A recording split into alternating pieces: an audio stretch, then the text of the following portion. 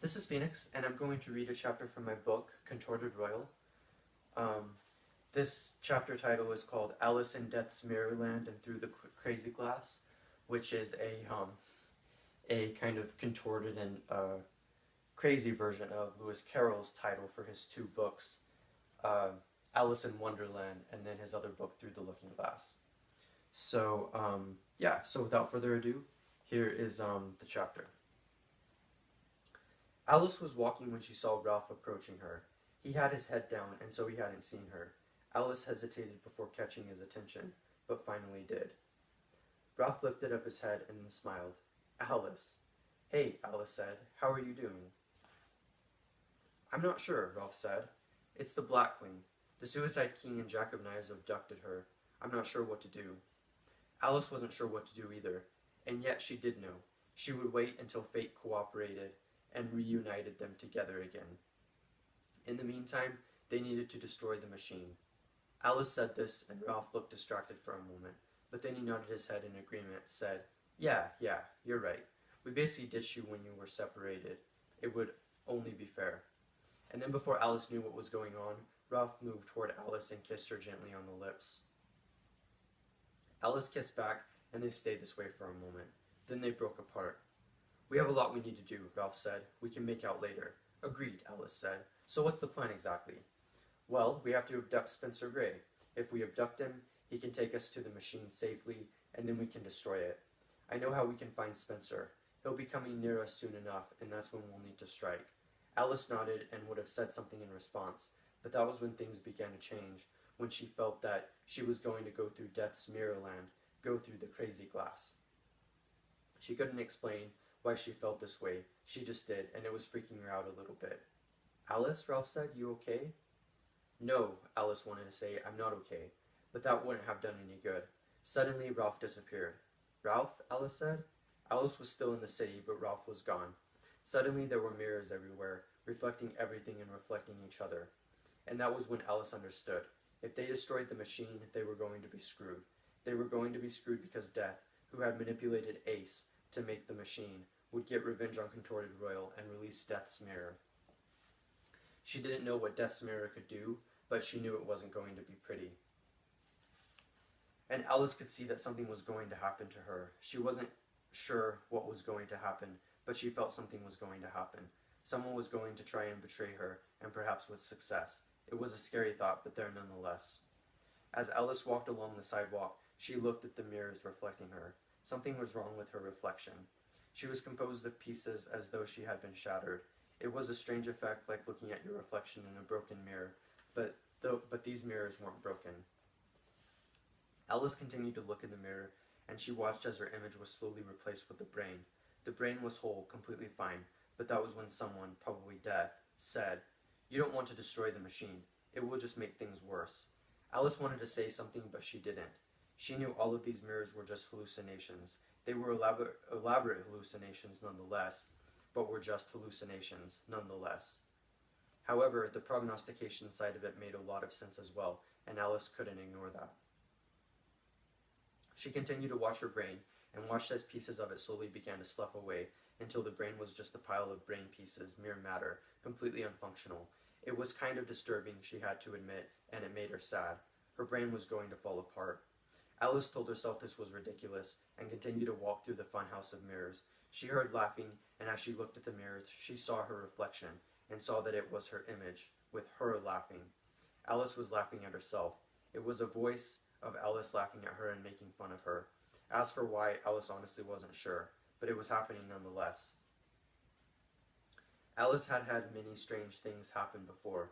She'd had delusions lead her to bizarre behaviors, had hallucinations cause her to act strange, but she'd always somehow managed to keep it under control. However, she feared that was soon going to change, especially if the machine was destroyed. She couldn't explain why, but felt that way nonetheless. Alice thought she was so tough, controlling her illness, what her society saw as a gift. Well, that was great, that some saw it as a gift, like the distinguished members of the court, but it was also an illness, and it was going to cause a lot of problems soon enough. She felt it, and she wouldn't be able to stop it. And these mirror hallucinations, they were so elaborate. Alice continued to walk beside the mirrors, not knowing where she was even going. She was hallucinating that she wasn't in a city anymore. She was in a dark room, but with light showing up occasionally, and with the blasted mirrors. Alice had a strong urge to break one of the mirrors. She wasn't sure why. You couldn't break Death's mirror. That would just make things worse. And yet, that was exactly what she did. When she did that, her fist was bleeding, but she knew that was only a hallucination. But she saw that a mirror shard was also stuck in her fist. She had punched the mirror, but the mirror was a hallucination, meaning the shard was a hallucination. And yet it seemed so real. It felt so real. The pain that it created for her, it seemed so real. She slowly pulled out the shard, which had done quite a bit of damage, and that was when Death said, "Who would be a fool to mess with schizophrenia?" "What do you want?" Alice said. "I want you to cut this out." Death, if that was who he was, said, "You don't want to mess with what you're thinking. But all this is a hallucination, meaning none of it is real, meaning I'm not seeing and feeling things that are going to happen soon. That would mean my symptoms were overriding me if I felt that way." "Perhaps," Death said, and remained silent. Alice continued to roam through the strange labyrinth of mirrors in this infinitely winding room until she found a giant-looking glass at the end. It was the crazy glass. It would make her lose it. And indeed, that was what Alice saw in her reflection. She saw someone who had completely flipped their lid. She saw eyes bloodshot and wide and staring. She saw panic. She saw anxiety. She saw full-blown schizophrenia at its worst. The Alice before her was talking to herself, and she was seeing things, but things that Alice didn't see in the reflection. And Alice knew that if she walked through this glass, she wouldn't be able to keep her illness in check anymore. But she didn't have a choice. She sensed someone behind her, and so she turned, and that was when she saw Ace standing there. He smiled at her, even while wearing his hood, and then shoved her into the mirror. She felt as though she was falling through shards of mirror, but also falling down a hole, falling forever, and her mind was spinning like a malfunctioning clock, the wheels turning to get stuck, and she saw things she couldn't explain. And then suddenly, she was standing right before Ralph. Ralph was trying to shake her, and Alice said irritably, "Yes, yes, I'm here." "You just took off," Ralph said, clearly concerned. Alice registered this enough to say, "It's because I was hallucinating." "I thought so," he said. "Are you okay?" "They're going," Alice said, "at least for now." "What did you see?" Alice didn't say anything for a moment, just tried to think about what she'd seen. It had all been very strange. All of it had indeed been strange, but it had been a warning. "We can't destroy the machine," Alice said. "If we do, it'll drive us all insane." Ralph took this in, the shock on his face trying to mellow out but failing. "But that's our whole mission. We can't stop now. That would be insane." "We need to," Alice said. "Otherwise we'll never make it." "But look at this world around us," Ralph said, "and the circularity in Contorted Royal." "It may be better than what will happen with Death's Mirror," Alice said. "Death's Mirror is a myth," Ralph said. "Alice, I know you have a gift of insight, but sometimes you just hallucinate. It doesn't always have meaning." "How can you say that when you know me better than that?" Alice asked, feeling a little hurt at this. "I don't mean it to sound that way. I just mean it isn't all you think it is." "I just have a bad feeling about this," Alice said. She felt frustrated. She'd seen firsthand that things would go wrong if they destroyed the machine, but what else were they supposed to do? That was when Spencer Gray began to walk toward them. He didn't see them. Ralph pointed out that Spencer was coming, and Alice nodded her head. "What's the plan?" she said. "I'll handle it," Ralph said, and went towards Spencer and punched him in the face, knocked his lights out. And Spencer had never seen it coming. Suddenly, a car pulled up on the road, and Ralph began to drag Spencer's body toward the trunk.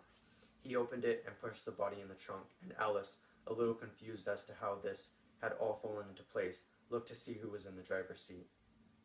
It was the Black Queen. She waved at Alice, and Alice waved back. Sometimes the world was more mad than she was. Sometimes things made less sense in real life than they did in her head. Alice pointed out that this was a little random, but Ralph said, "What are you talking about? It worked perfectly." "Did you know the Black Queen was going to come and help us abduct Spencer?" she asked. "I had an inclination," he said. No, he didn't have an inclination. They just got lucky because whoever the writer of their story was wanted to make the abduction of Spencer Gray as easy as possible and have all the characters important in this phase be together. Alice could see that but couldn't really do anything about it, and so she just got in the back seat. Ralph got in the seat beside her. "How was dying?" Ralph asked the Black Queen. "It was wonderful." "How was punching Spencer Gray?" the Black Queen asked. "It was fun," Ralph said. This reminded Alice of when she punched the mirror. For a moment she saw the shard in her hand. Then it was gone. She realized everything that was happening was, while a little strange, happening because she'd walked through the crazy glass. Nothing ever made sense once you went down that crazy rabbit hole. That was just the reality of it. But no one would listen to her. No one would hear that they were being set up. No one at all. That Death's Mirrorland was coming very, very soon. And that they were all going to go through the crazy glass. Just like schizophrenia was nothing to mess with, neither was Death's mirror. Death was egging them on to destroy themselves. Maybe because he saw it as inevitable. Whatever the reason, things were going to go very wrong very soon. Very soon. But Alice was just a schizophrenic, so why listen to her? There's the chapter. I hope that you enjoy it. And I hope that you enjoyed it. And yeah, this is Phoenix again, and thank you.